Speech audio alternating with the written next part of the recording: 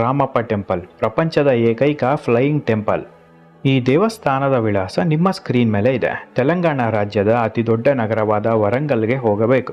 ವರಂಗಲ್ಲಿಂದ 66 kilometre ಪ್ರಯಾಣ ಮಾಡಿದರೆ ಮುಳುಗು ಎಂಬ ಹಳ್ಳಿ ಸಿಗುತ್ತೆ. ಇದೇ ಹಳ್ಳಿಯಲ್ಲಿ ನೆಲೆಸಿರುವ ರಾಮಪ್ಪ ಟೆಂಪಲ್.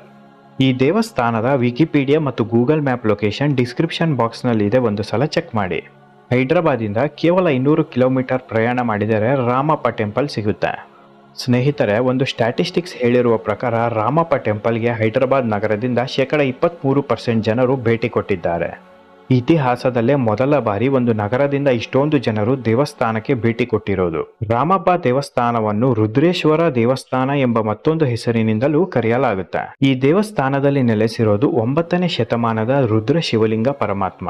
9ನೇ ಶತಮಾನದ ಈ ಶಿವಲಿಂಗಕ್ಕೆ 12ನೇ ಶತಮಾನದಲ್ಲಿ ದೇವಸ್ಥಾನವನ್ನು ನಿರ್ಮಾಣ ಮಾಡಲಾಗುತ್ತೆ. 12ನೇ ಶತಮಾನದಲ್ಲಿ ಆಂಧ್ರ ಪ್ರದೇಶ